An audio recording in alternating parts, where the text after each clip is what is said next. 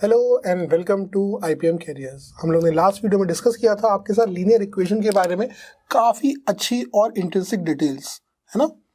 तो linear equation क्या होता है, कैसे होता है, ये सब मेरे ख्याल से आपको काफ़ी कुछ क्लियर हो गया होगा, है ना। अब हमने डिस्कस किया था कि लीनियर इक्वेशन का मतलब होता है लाइन, ठीक है। एंड लीनियर इक्वेशन का जो जनरल फॉर्म होता है वो होता है ax plus B Y is equals to C, ठीक है। And what is a pattern of a linear equation?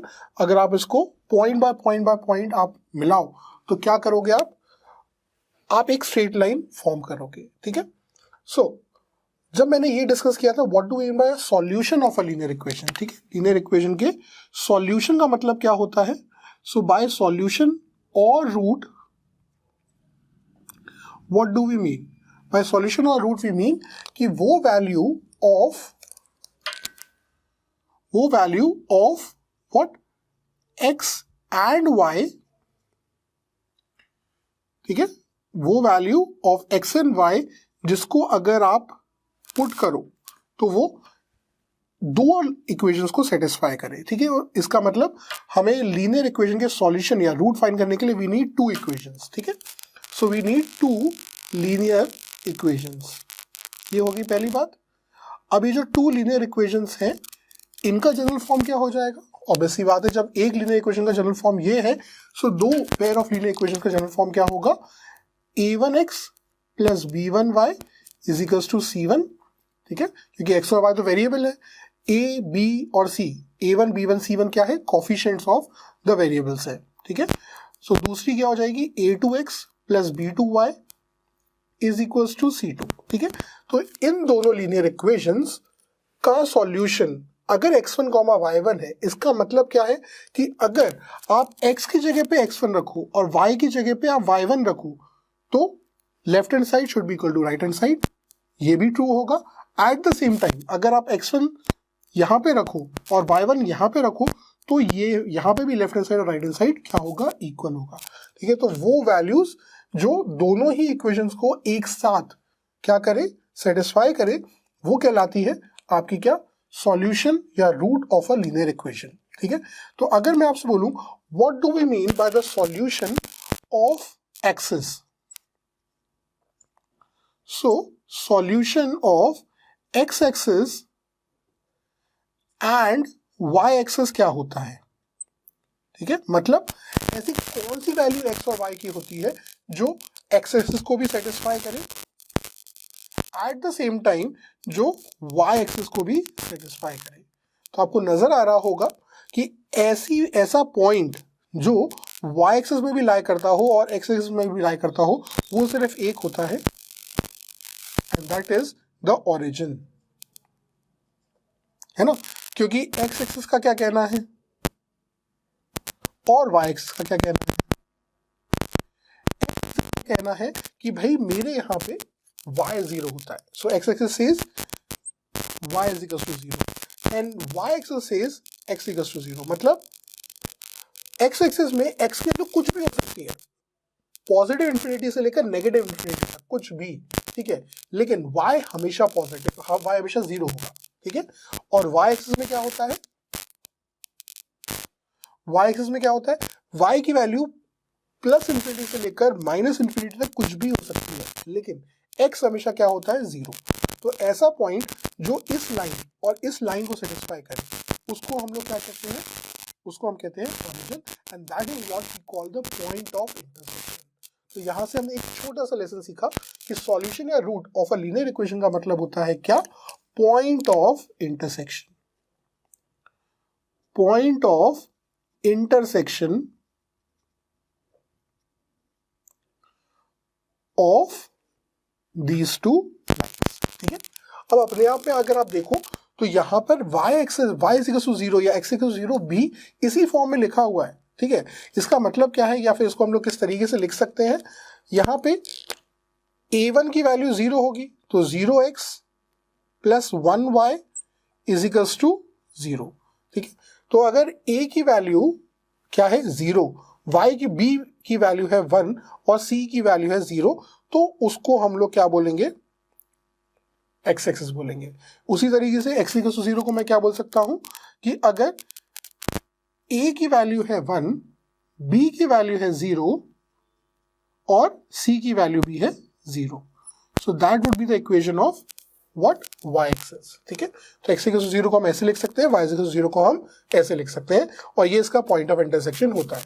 तो अगर मैं आपसे बोलूं कि किसी भी दो पेयर ऑफ इक्वेशंस के क्या क्या पॉसिबल क्या है सॉल्यूशंस है, या क्या क्या पॉइंट ऑफ इंटरसेक्शंस कैसे हो सकते हैं, वो दो इक्वेशन जो है, जो दो लीनियर इक्वेशंस है, वो कैसे हो सकती है, तो उसका सिंपल सा आंसर है कि अगर एक लाइन है ये, ठीक है, और दूसरी लाइन है ये, ठीक है, कोई भी दो लाइंस है, तो वो क्या कर सकती है, वो मैक्सिमम टू मैक्सिमम एक दूसरे को एक पॉइंट पे इंटरसेक्ट कर सकती है.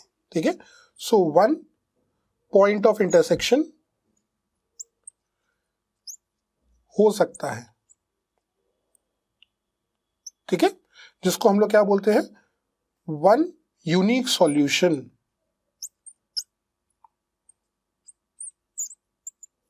ठीक है, अब क्या इसके अलावा भी कुछ हो सकता है? बिल्कुल हो सकता है. ठीक है, तो दो पेयर ऑफ लाइंस आपस में ऐसी भी कुछ हो सकती है. ठीक है, मतलब they might be parallel to each other. ठीक है, तो जब सबसे पहली बार आपने पैरेलल लाइंस के बारे में सुना था, तो उसमें डेफिनेशन हमारी बुक्स में क्या हुआ करती थी, the lines which meet each other at infinity, मतलब they never meet, are called parallel lines. ठीक है, तो अगर दो लाइंस आपस में क्या है, पैरेलल है, ठीक है, मतलब दे नेवर मीट, तो इनके क्या होंगे, जीरो पॉइंट ऑफ इंटरसेक्शन या जीरो सॉल्यूशंस, या इसको आप नो सॉल्यूशन भी बोल सकते हो, नो पॉइंट ऑफ इंटरसेक्शन. ठीक है, सो ये हो गया सेकेंड पार्ट. थर्ड और क्या हो सकता है कि अगर एक लाइन ये है और दूसरी लाइन भी यही है, मतलब the two lines overlap each other. ठीक है, तो यहां पे मैं लिख सकता हूं इसको, दिस, ये क्या कहलाएंगे, पैरेलल लाइंस.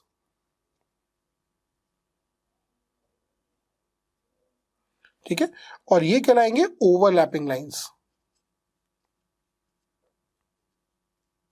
ठीक है, तो if the two lines are overlapping with each other, इसका मतलब होंगे उसके कितने सॉल्यूशन, उसके होंगे इनफाइनाइट नंबर ऑफ सॉल्यूशंस. ठीक है, इनफाइनाइट नंबर ऑफ सॉल्यूशंस. ठीक है, तो ऐसी इक्वेशन जहां पे दो लाइंस, ऐसी दो पेयर ऑफ लाइंस जो आपस में एक पॉइंट पे इंटरसेक्ट करती हैं, उसको हम लोग कहते हैं कंसिस्टेंट. ओके, और अगर वो पैरेलल लाइंस है या फिर वो ओवरलैपिंग लाइंस है, तो उसको हम लोग कहते हैं inconsistent equation.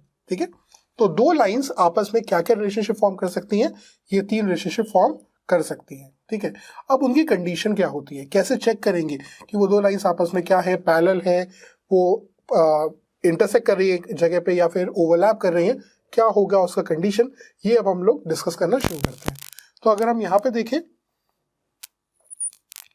So this is the foundation of everything, है ना, यही तो हमारी शुरुआत है कि a1x plus b1y is equal to c1 पहली इक्वेशन है, a2x plus b2y is equal to c2 क्या है, दूसरी इक्वेशन है.